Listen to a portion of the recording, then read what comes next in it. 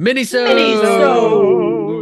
Minisode. Welcome to Ion Horror's Talking Titans, the minisodes where we talk about the Boulet Brothers Dragula Titan Season 2. This week we are talking episodes 7 and 8. But before we get into those, let me introduce my co-host here. I have with us author, writer, all-around great guy, Waylon Jordan. Waylon, how are you today? I'm great, guys. How are you? Doing great. Killing it. Also with us is the awesome, fantastic, and my roommate, Lindsey Gann. Lindsey. That's me. I wonder if people actually think we're roommates at this point. You've said it twice now. I mean, it's true. It's true. We share the rent. Hey, someone's got to pay the other half. Anywho, a lot has happened these two these 2 weeks, these What do two you episodes. mean? Let's get right into it with our recaps. So, episode 7, we had Darren Stein and Peaches Christ as guest judges for the Boulet Brothers Horror Picture Show. That's right, they brought back the live musical, which everyone hated when it happened for some reason. I loved the camp of it, but we'll get into that a bit later. And with the musical, it was Rocky Horror themed, but they did their own original song about vampires. The challenge winner was, of course, Eva Destruction. And with that, was given the special power to evaporate a fellow contestant, eliminating Sigourney Beaver. We'll super get into that in just a little bit. The Hellbound Showbound was, of course, Blackberry, who killed it. Let's get into episode 8, which was the theme supervillains. We had guest judges Steve Orlando and Todd McFarlane. The floor show was to conceptualize and showcase a look embodying a comic book supervillain with a signature power. The winner was back-to-back winner Eva Destruction. The bottom 4 this time was Abora, Cynthia Doll, Jaharia, and JK. That's right. Everyone was up for elimination. And so we had 2 go up to the gallows at a time, 1 disappearing each time. The eliminated were Cynthia Doll and Jaharia, giving us our final 3 of JK, Abora, and Eva Destruction. 3 of the final 4 we'll find out in next week's reunion. The Hellbound Showbound winner was Sigourney Beaver beating out Blackberry in what I call an absolute travesty. So, already got a little spicy in my recaps, so let's get into it, guys. Episode 7, the Rocky Horror Picture Show musical theme, live musical redux. What'd you guys think? Can I just start off by saying though, just first of all, they came up with this whole idea, this Hellbound Showdown thing, Yeah. that none of us can actually pronounce it the way that you've said Hellbound Showbound like 3 times in that introduction. Like it's just been kind of chaotic anytime we try to bring this up. Hellbound Showdown? You said Hellbound Showbound twice. What'd you guys think? Because I know that a lot of fans, and they talked about it in the episode, really hated when they tried doing a live musical in a previous season, which, yes, everyone singing live was not great, but I thought that was what was fun of the challenge when they did it previously. This time, everyone is saying they did such a great job with it and it like felt fully produced. I just think that they learned to pre-record the singing, which absolutely helps with it.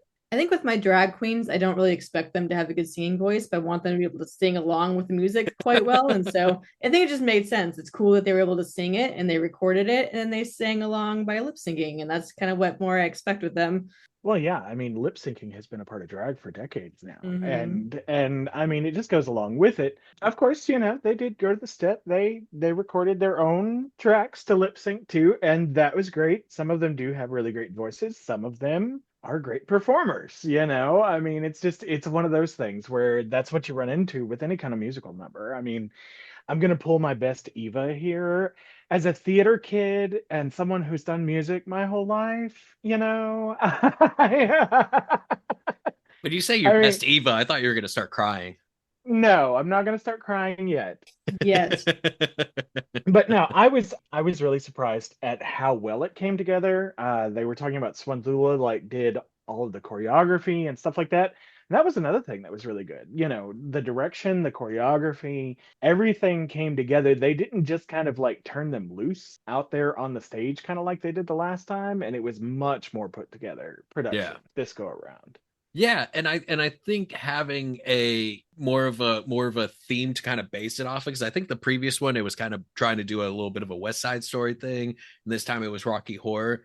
I thought was interesting, especially since it didn't sound like it in the critiques, but I was blown away by the performers that were playing the humans, like Cynthia Dahl as the boy and Sigourney Beaver as the girl were giving like the smaller roles, but like they kept capturing my attention the entire time. Whereas like the vampire group was very like obviously big and out there and all that stuff. It almost seemed like they were given the easier task. And so I was so surprised when they were like, Cynthia Dahl, you didn't bring much presence. I was like, what? No. Especially when she started like twerking on top of JK. It was great. I loved it. I think Cynthia was doing great for the role that she was cast as. I love seeing the gender bending with Cynthia too, because Cynthia has been so traditionally femme, and but seeing a lot more of the mask side as well come out. I just thought that was really cool. And, I think it was Peaches that pointed out, of all the things in the production that they did, those two are the two hardest roles to sell because, I mean, you're not a big character. You're not like a big flashy character the way that drag queens are meant to be. Mm. You're very like more sedate and everything, or at least Cynthia was. I was having a lot of fun with it. I loved the production. I love how everybody just kind of jumped into it. And really, actually, for the first time, maybe at all this season, they all seem to really be having a good time, and really be enjoying what they were doing out on the Yeah. stage. That was a lot of fun. Well, the performance was fun and they were having fun there. But once Eva was crowned the winner of the challenge, we learned that the Boulets were going to give her the honor of eliminating somebody, which led to what I thought was a pretty, don't want to say iconic, I almost want to say like toxic cauldron in like a way that hasn't happened yet this season. It's been toxic, don't get me wrong, but in other ways. Before we get into who she eliminated and why, but what do you guys think of that? Because there's been a lot of opinions of people saying it wasn't fair giving one of the cast members the ability to eliminate. I disagree. I think it's something to mix it up. It's something to shape up the game. And also, I understand that like the cast might not know about the Hellbound Showbound, but we as an audience do. And so there's definitely a chance if you get rid of a strong competitor, they're just going to come right back in the finale with the Hellbound Showdown. I said it right that time. So what do you guys think? You have like a really good point about that. I also think it's an element of the Boulets giving up a bit of control. I think we've seen a bit of that more this season as well. And this is just one more of those elements where maybe they have more control for sure on who stays and who goes, but being able to give that control away to somebody else, at least for a moment, is, a great change of pace for what we've been seeing. But then again, I mean, I don't want to get too far into end of episode 8, but we do see what happens when Sigourney gets booted. Oh, I don't know if I should have said that yet, That's fine. but we do see what happens with that, and Boulets have a choice again on whether or not to keep her. So while it's a bit of giving up the reins, maybe they didn't actually fully give up the reins, but at least have that facade of doing so, which led to good TV. So I think it was a good decision to do. It's an extension of what they're already doing. Everybody's acting like this really came out of the blue and stuff like that. But at the same time, I mean, they give them the protection, spells, they give them shield spells and stuff like that. Yeah. This is really just an extension of that. It's not something that went like totally out of left field. Okay, you won this one. You're at the top right now. Here you go. What kind of decision will you make? And I think that was part of the test too, and part of what was going on. What kind of decision will you make? Yeah. I gotta say, I was proud of her because I didn't think she had a dinner there for a few minutes. And then I was like, okay, well, she's here to play. Well, let's talk about it then, because when they go back to the cauldron, everyone kind of makes their case to Eva on why they shouldn't be eliminated, right? And you could see that Eva was kind of like tossing it because she hasn't been playing the game like that. She hasn't been trying to like take people out or anything like that. And when power is given to her, she does seem to kind of be overly like, all right, what, let me go through like their score sheets, you can kind of see that going. And you can see her like taking in what everyone's saying. And everyone's kind of pleading a case of just like, I've done this to improve on myself. I've done this, I'm really proud of where I am. And I feel like this isn't the end for me. And then Sigourney comes in and almost immediately it's just like, do you want to be friends after this or do you want to make enemies? And she kind of hints at her fan base again, which I gotta say, I have been super following across Twitter and Instagram. And I don't think she has a bigger fan base than most. I think she has a more toxic fan base than most. I think you could kind of see on Eva's face, she was kind of debating between the bottoms. And then like once Sigourney started going off like that, then she was just like, nope, bitch, it's you. It's you. You're gone. Well, yeah, they literally told them, go make your case. Mm-hmm. Go make your case. That's what they told them. Go to the back and make your case. And Yeah. everybody did. And then Sigourney had to be, well, try to be manipulative and try to be like, do you really want it to go down this way? I'm doing this and I've worked so hard. Like, and my favorite line, do you want real competition or not? Yeah. And I mean, like, everybody just looking at her like, bitch, what do you even mean right now? And like one of the big comments that keeps popping up is like, well, I have no reason to watch anymore. I have no reason to watch anymore. And it's like, what? What do you mean? Like, no, like, listen, so I'm not going to be one of those people that says that Sigourney does the same thing over and over and over again. She has a pattern to her art, and it's a extremely polished and great pattern. It really is. I just don't see her breaking out of that pattern often. And that's the thing. Like, does she change it and manipulate it and like and go with the themes? Absolutely. But I don't think she's doing such big jumps as a lot of these competitors have done. The difference between JK on her first season and this, she was first eliminated her season, and now she's in the top 3. That says something because of the risks and the big takes that she's doing. Sigourney is doing the same polished pattern in different styles every week. It's been safe. She's been safe. She has one win, which was a shared win. And it's because it was a glamour performance. So when it was like the thing that she's good at, she got it. Cool. But she's been safe the entire time. And that's not good competition. I'm a fan of the show and I'm fans of the artists, but I'm not more of a fan of the artists. Like all my favorites that going into the season have been eliminated. Did I whine and go, oh, bye? No, I went, oh, that makes sense. That makes I like it sucks, but like I can see why. And I don't know, people are dramatic. And again, they forget about the Hellbound Showbound. Like she totally had the opportunity to be gone and then come right back, essentially. And she probably does because she beat Black to skip ahead to episode 8. She won the Showbound Hellbound Showdown against Blackberry. And I don't know how they're going to play it out. I'm hoping in the reunion they give all 3 a chance to go for it because I would love for Cynthia or Jaharia to knock her out and keep her from being in the top 4. That would be fucking epic. And all of this to say, like, we're not saying that Sigourney is not extremely talented with her work. She's extremely talented. She definitely has the ability to win this for sure. But I think the problem with Sigourney is that she always saw herself at the top as winning when like that wasn't a guarantee. And so whenever she assumed that being kicked out by Eva was just that was the only way that she would possibly be able to be disqualified, or I guess I shouldn't say disqualified since people are being disqualified, but hold out, like basically lose the show. That's the only way is if Eva had done that. That's not true. She could have definitely been dropped at any point throughout this entire competition and probably could have done so even the next episode. So I think just her having that perception that she is the winner. This is the only way that they have a chance of like moving forward, and it's not fair to her because she is the winner. I think that's just the inherent problem that Sigourney brings to the table. Well, and not only that, but like their pleas, them making their cases on why they should stay was a part of the judgment. And I'm sorry, her plea sucked. That sucked. Like if you were going to like a judge about a crime you committed and you went up there being like, do you want to be friends after this, or do you want an enemy? I need to get away with this because I'm a woman. Like, what? No, that's a horrible case. You're not gonna win over the jury with that.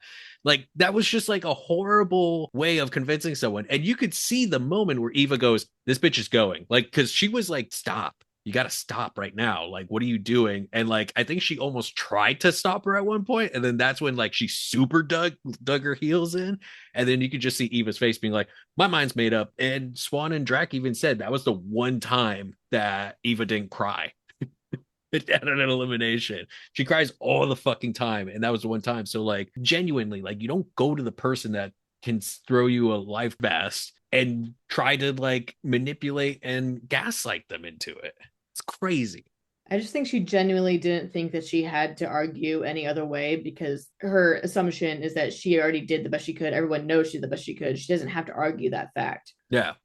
Everything that you're saying is true, and I totally agree with everything that you're saying. It to me, it just, first of all, so disingenuous. Second of all, to put yourself in a category. She says, everybody's always against me and all of this stuff like this, but then she turns around and literally says, well, basically I'm the only one. I'm the only one like me, blah, blah, blah, blah, all this stuff like this, but that's why everybody's against me and I'm always alone and blah, blah. I mean, make up your mind, like pick your struggle, because really seriously, you need to decide, are you that powerful? Do you have the fandom that will come after people and all of this stuff like this? And apparently she does. They can be toxic, but like, which are you? Yeah. I think talking about the fan base as well, they brought that up a few times this season, and it's the same level as us calling it like this isn't Survivor, like them like joining alliances and stuff like have no impact on the end finale on like what's going to happen here. Same thing with the fan base. Like fan bases have no play whatsoever in how this goes, and so the act of keeping like bringing that up as if it has to do with anything with this competition is just kind of frustrating and feels a little bit disingenuous to us as fans of the show. Like we have no say at all in how this ends up, and don't act as if like who we like and what we want to see happen has any effect on this, which it doesn't. Oh no, people are going to be toxic on Instagram and Twitter for a week or two. Oh But no, toxic on Instagram and Twitter, don't say. not saying that can't take a mental toll on someone, but like at the end of the day, guys, it's a fucking reality show. That's already pre-recorded, that's already happened. Yeah, it's fine. Let's get into episode 8, supervillains, because I really need to talk about the vibes of the boudoir, and even the cauldron ultimately were immaculate and very loopy in episode 8. Because when they're in the boudoir getting ready, you got Cynthia, who's just like on another mental plane talking about, I have the beholder beauty standards, I have the beholder beauty standards, and I'm coming for your beauty standards. And it's like, I'm gonna miss her. oh, I'm gonna miss her so much. R.I.P. And then in the corner you have Abora in her not fortress of solitude. It was more the fortress of regression. Just I fucking opening a Pee Wee Herman with like the tape and shit, like just losing it. I personally enjoyed JK's crawl across the floor like a cockroach. That was kind of fun, just like it was just like that. Well, and I don't know, maybe it's just that they had eliminated so many of the toxic elements that, or at least, for the most part, that they were able to just relax and have a good time and had the space to just be goofy and have fun with one another. And that's what it really felt like. I was like, who are these people? Because I have not seen these people that we're seeing right here in the entire season. We haven't seen that level of Abora in a while, and I miss that level of Abora where it's who the heck is this person? Yeah. Why are they here? What are they doing? One of my personal favorite moves was when she climbed up onto the table and then Eva like blew powder in her face to like confuse her. I just like the mannequin. She's black. Yes. Jaharia nearly died on that one. The entire time you just have like JK bug-eyed just going, I'm not sure what the fuck is going on in the corner. and it's great. And I think it also helps, like, again, there's less people, a lot of the toxic element is gone. And not only that, it was a fun theme. They were doing supervillains. They were going super camp with it. Even the intro was very like 1970s, like Batman and Wonder Woman with the spin and stuff. So like it was a fun time. Oh, and I do love a good drag queen doing a Wonder Woman spin. That's just one of my favorite things. It always will be. Of course. And not only that, but like I think it also carried into the cauldron, because we saw Cynthia go after Abora, and then she really tried going after Abora in the cauldron, and JK took the moment to go, hey, listen, we all know you're panicking right now. And that's okay to be panicking, but you don't need to go after someone like that right now. That's not you. You're putting walls up. We're being vulnerable right now. I thought that was really beautiful about being constructive, of just like, hey, we don't need to do that to each other. We're the top 5 guys. We're the top 5 of this season. Like we all went hard and we're all scared of going home. Like let's be in this moment together rather than trying to tear each other down. I wish they had shown Cynthia turn to a boar and go, you're right, I'm sorry. But we got close to it. I want to ask, like, what do you think was different about Cynthia going after Abora and Sigourney essentially going after everyone? I think the biggest difference was how Cynthia reacted to everyone calling her out for it. Mm-hmm. She knew when she was in the wrong and she stepped back for a moment. She's like, wait a minute, I got caught up in it, caught up in that juice of whatever happens in the cauldron when you come after each other. Mm-hmm. And she didn't fight it back about it. The people were like, don't do that. You don't want to do that. And she was just like kind of sat back and you saw it cross her face. And she was just like, maybe I don't want to do that. That's not how I want to leave this game. That's not who I am. And I think that's the biggest difference from Sigourney. She kept pushing, trying to knock everybody down in the process. From like, that's just, that's not what they're there for. And I think that's great when Cynthia sat back and they were like, you know what? No, we're all here together. Let's calm down and, everything's okay. We'll figure it out. Do you think Cynthia just targeting one person rather than saying I'm better than everybody also a factor in that? Because it allowed the others to kind of go, whoa, whoa, whoa, whoa, let me step in and protect this person rather than the fuck you say about me? Well, yeah, when you attack everybody, everybody attacks back. When you attack one person and you see people being protective, that's an entirely different thing. And I think that there's a different reaction. There is a maturity there to stepping back and going, oh, damn, you're right. That kind of thing. And I don't think we were seeing that kind of maturity and that self-awareness with Sigourney at all when it came down to it. I'm a fan of Sigourney Beaver. I love Sigourney Beaver's art. I really, really do. I am a fan of hers. The attitude in this competition, which again, this is just one small segment of drag, is this show. Nowhere else is drag being presented like this. This is purely for reality TV. It's completely separate from like what typical drag is. So you're literally putting something that's been refined and done for years and perfected elsewhere into this kind of microcosm. There's people that could be the most amazing drag performers that will be horrible on the show because of how the show is. And that's just how it works. And so I think a big thing about it is like, I respect the shit out of her hustle. I respect the shit out of her drive. It was not what was needed. Let's face it, it was a challenge. So the challenge was who could be the most vulnerable, who can open up the most, who can plead their case to Eva. And being driven, being like that's not helpful in that moment. That's not being vulnerable. And so I think that's what happened because Cynthia rose to that challenge in that moment in the cauldron and was vulnerable, was stepping up. When someone called her out on it, she was like, fuck, you're right. I'm so fucking scared, guys. I haven't had a win all season. I've been either safer at the bottom a whole bunch. I'm in the top 5, but like I didn't win this. Well, and a part of her has to be wondering how she's there. I mean, because she hasn't had a win and she had, which again goes into the utter feeling of panic that she's probably having right now, like Yeah. that she was having in that moment. Once everybody kind of calmed down again, I really enjoyed that they were all kind of okay to have a moment. I do love, JK being a crybaby and like Eva sort of being like, that's my people. And that was really nice, and to have those little moments. But also in a moment like that, the emotions are so damn high. I worry about the people who aren't crying at least a little bit. Yeah. I mean, like you're right there on the edge of the finale. And yeah, that was a really good moment.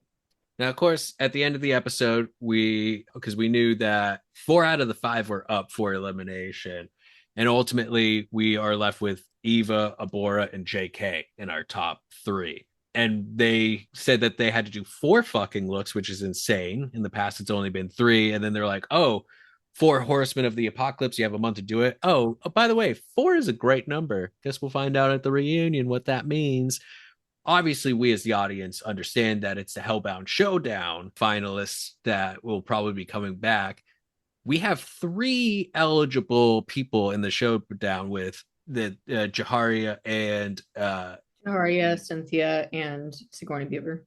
How do you guys predict them handling that? Because I'm kind of hoping that they do it at the reunion and have the 3 of them throw down, essentially. Yeah, I don't know if Sigourney can outperform those 2. I think it'd be really cool if they inform everybody about the Hellbound Showdown. And then everybody can watch and see who has that second chance. Who's going to be there to fight with them at the end. But do you think that's going to happen at the top of the reunion or at the bottom? Because they tend to, in the past, they've saved the judgment of the final three for the reunion, and they announce it at the end, let everyone air things out. I hope we get another competition. There's 3 of them there. We walked away from watching last episode and we're like, oh no, Sigourney's at the top. Of course she's going to be in that final 4th person. But we realized, no, there's 2 more people that she can fight against.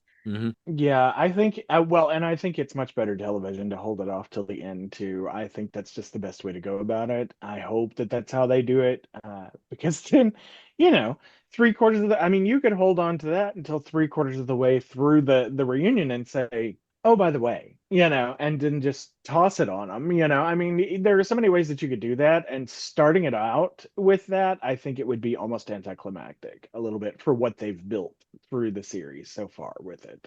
Remember when Coco came back for the reunion and just like was serving mad fucking cunt all over the place and was just like spilling the tea on every. God damn it! Where's Coco this season? Where's Coco? Coco needs to be in Titans 3. I'm telling you, or bring her back the next fucking season. Just I need more Coco Kane.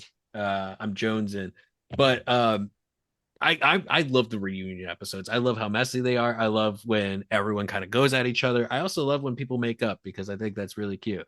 I'm excited. Most of the people that are going to be at the reunion know about the Hellbound Showdown. So at that point, it'll just be a surprise for the top 3. And so I think it'll be interesting to see, especially if they show up in their looks for the Hellbound Showdown. Well, here's a question. Does anybody think that all of these drag queens, like all 14 of them, could get together and be a part of a reunion show without anybody spoiling that that's going on before the end when they want to announce it to everybody?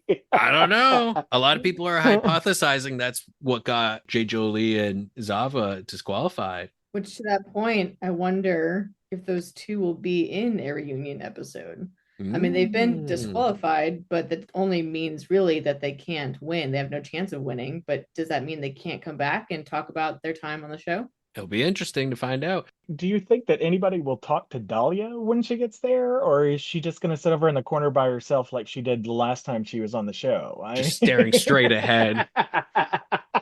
Yeah. No eye contact. Yeah.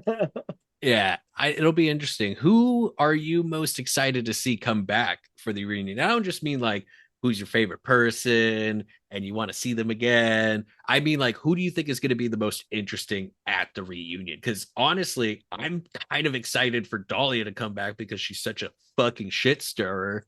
And I want to see what she's going to do, honestly, and how the others are going to react to it. Because we just had 2 very positive episodes. And then it's just like all the toxicity coming back at once, baby. I kind of do hope that they let Zava and Jade come back because I really want to see what Zava is like when she comes back from this. I just really kind of want to see what she has to say. And especially to somebody like JK after everything that went on. I just kind of want to see them in the same room together one more time before like this is all over with. Who else for the shit stirs this season? We're gonna get Priscilla back, which is cool. She's not a shit stirrer, but like I think that that'll be fun to have back. And then also Disasterina. I'm just hoping that Disasterina is out of her funk because she was definitely in a bit of a funk towards the end of her run this season. And I hope that now that there's no competition happening and she's just there to show up and like be herself, that she can be her. She's such a big and fun personality. So I really hope that she's able to showcase that again. I'm really hoping for a Coco Kane type of like, you're being red, here's the tea on you, fuck you, you're cool, fuck you moment, The library is open. Guys, let's start a I Love Coco Kane podcast. Well, next time we see everybody, we'll know who the winner of Dragula is. So do we have any guesses here at this point on who's going to take it home? I still honestly think at this point it's Eva. I really think that that's how it's going to play out, not just because she's performing well. They're all performing well at this point. I think that's just how the die has been cast for this particular season. If I were to rank them right now and do my own, it would be Eva, JK, Abora. I mean, that's just from what I've seen and how I feel about Mhm. what's gone down. If we're basing it on track record, I think it's Eva's to lose at this point. But if we're going clean slate and just like what can happen there, I think it could be JK's. I think JK could really pull this one out. I think, yeah, I'm rooting for her. That's not to say I don't think Abora can't surprise us, because that's all she's fucking done this season is This is turn the true. three of us from, oh, this bitch, to, yeah, this bitch, go. Like, it's been incredible. I think all three have grown so much and have pulled so many tricks out of hats, and being given a month to come up with these four looks, I think they all have what it takes to take it, to be honest. But I'm with JK on this one. I agree. I think Eva definitely will take it home, which is, good for her. I think JK could very well have a chance of doing so, which is awesome. I love that like rags to riches story. But then I mean, if Abora won, I think I would be probably the most excited of the three. Who knew I'd be saying that at this point? But I mean, if she pulled it off, the number of times we've seen her the last few seasons, and like, the way that she's has become a better performer, just a more interesting individual. Like I just think all of that together would be so cool to actually see her pull it off. I'm rooting for all of them, dude. Like, I'm so excited about this. The feeling amongst them is that, like, I got to the top three, like, I'm gonna go for it, but like, no matter what, I'll be a top three of Titans, and like, they're excited about that, and I love that. This just popped into my head while we were discussing the finale and everything. Do you think we'll actually get like some kind of ceremony for the winner this time, rather than just going down Yeah, the hallway and suddenly seeing they a have to. photo? I think they learned their lesson. They have to. They have to. Because I mean, Or we'll find where they live and beat their asses. I mean, you saw how much effort they put into the musical based off of the fans bitching. So they have to do something with the finale to in the crowning that isn't just a photo. I think they're gonna fake us out. But I hope they do. I hope hope so. they fucking That'd do. be so fun. Oh God, I was so pissed when they fucking did that. I was so pissed. And then they never released the footage of the crowning. They were like, oh, it's gonna happen at this live event. And it's like, at the very least, do a decent recording of it and like tack it on to the episode, like what fucking Dropout does with some of their shit. It's like, oh, we wanted to do it live with like an audience and stuff. It's like, that's understandable. Put a thing that says tune in on this date to see the like actual crowning, like, cool, or just shoot it live. I don't know. Fuck you. Throwing us back into the rage I felt when that happened. We were ending this podcast and we were ending on such a positive note. And then Waylon has to go and stir up some shit. Are you the Dahlia Black of this fucking podcast? All right, let's call this one an episode. Our theme music is by Restless Spirits, so go check them out. And our artwork is by Chris Fisher, so go give him a like and a follow. You can find all of us at iHorror.com. That is the website we call home. You, of course, can watch Boulet Brothers Titans on Shudder, and then meet with us later in the week after the finale to recap. Waylon, where can we find you on the socials and the interwebs? As always, on Instagram, you can find me at waylon.jordan. And if you want to find me on Facebook, it is under Waylon Jordan, or you can look at Waylon W. Dale Jordan author page on Facebook, or wdalejordanauthor.com. Awesome. And once again, please plug that brand new book for us. My new collection is out. It's called These Sins of Mine, and you can find it on all of your book retailers online. And of course, you can find us on the socials at Ion Horror on Instagram and iHorror.com. So we'll see everybody in about 2 weeks after the finale. Until then, I'm Jonathan Correia. I'm Lindsey. And I'm Waylon. And keep on talking Titans. Keep on talking Titans. We're going to keep on talking Titans. Yeah. Abora was Superman, and that shit pissed me the fuck off. Yeah.